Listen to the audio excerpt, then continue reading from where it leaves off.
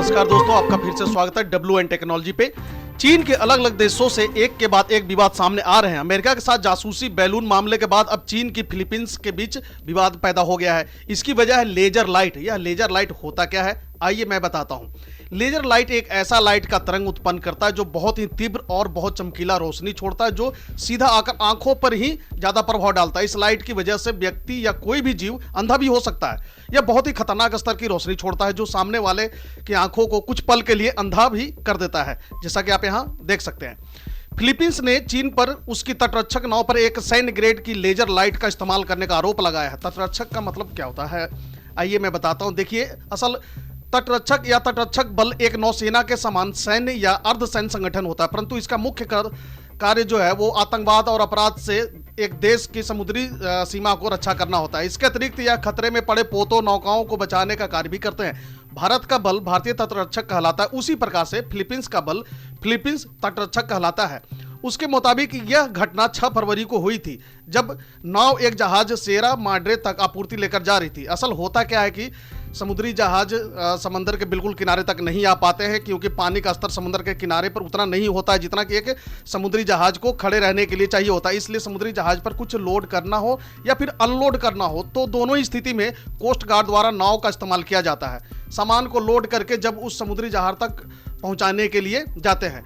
Sierra माड्रे नामक समुद्री जहाज का इस्तेमाल दक्षिण चीन सागर में फिलिपिनो नौसैनिक चौकी के तौर पर किया जाता है। इस जहाज तक आपूर्ति ले जाते हुए एक चीनी सैनिक ने फिलिपिनो तटरक्षक नाव को रोका था और उस पर एक लेजर डिवाइस का इस्तेमाल किया था, जिससे क्रू मेंबर को कुछ देर के लिए दिखाई देना बंद हो गया था।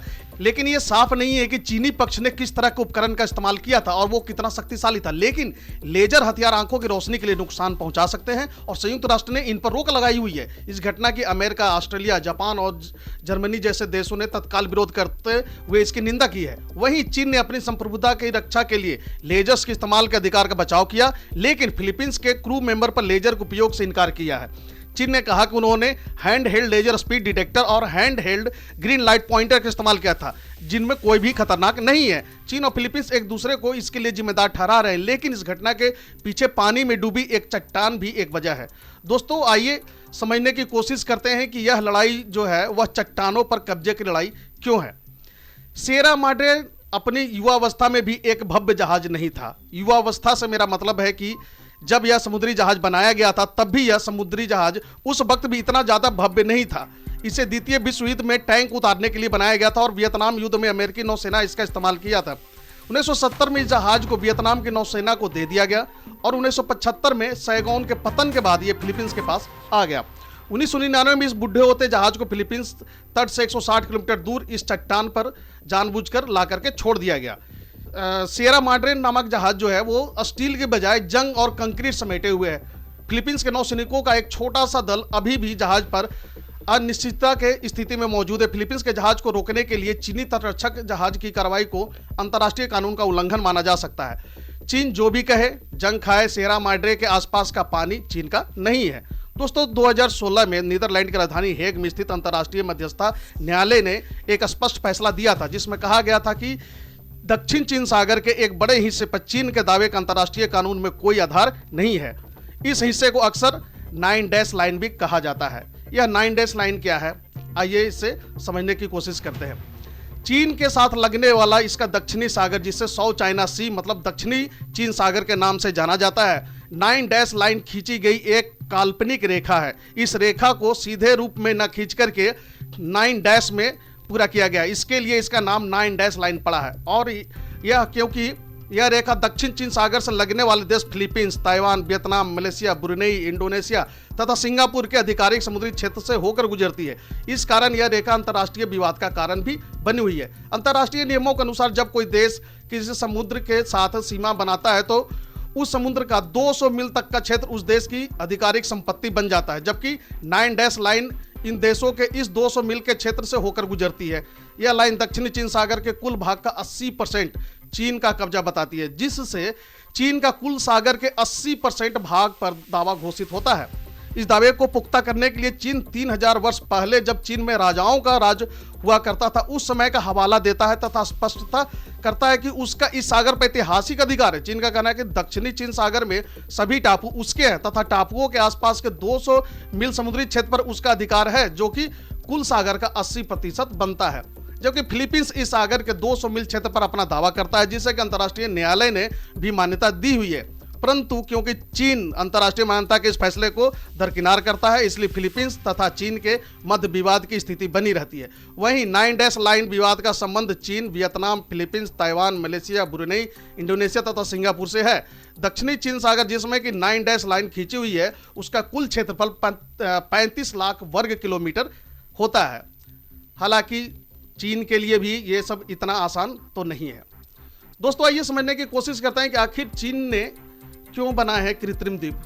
दक्षिण चीन सागर के द्वीपों, चट्टानों और पानी को लेकर कई दावे और प्रतिदावे किए गए। सिर्फ चीन सबसे ज्यादा विस्तार करता है।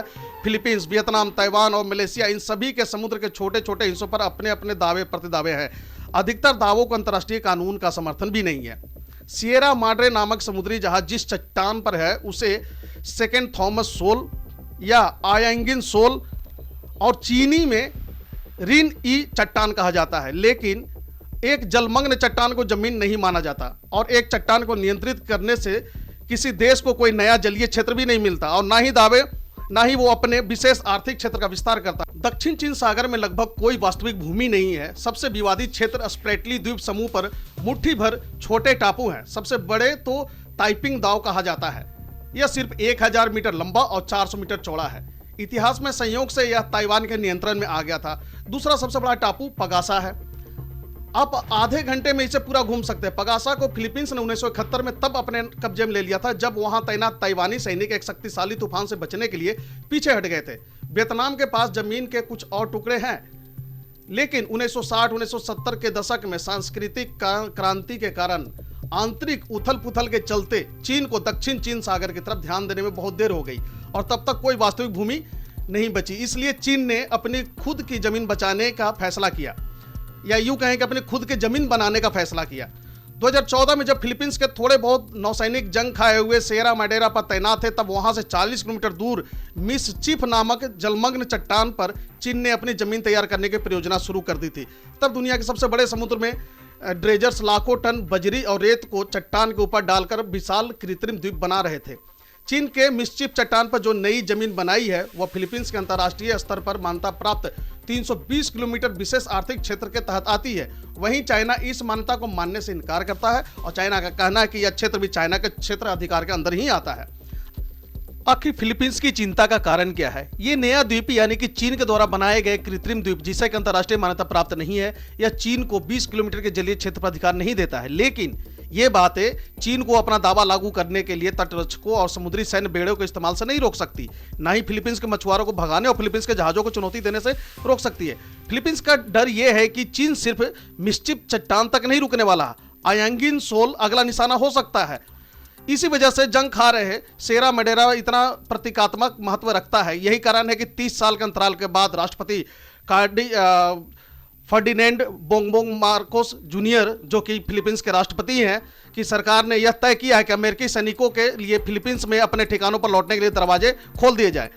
क्योंकि फिलीपींस को भी पता है कि चाइना कितना भी तरक्की कर गया हो या मजबूत हो गया, फिर भी अमेरिका और अमेरिकी सैनिकों के सामने चाइना अपने आप को असहाय सा महसूस करता है, जो कि बहुत से अंतर्राष्ट्रीय क्षेत्रों में बहुत मौकों पर देखने को भी मिला है। इसका सबसे अच्छा उदाहरण ताइवान के साथ विवाद को देखा जा सकता है।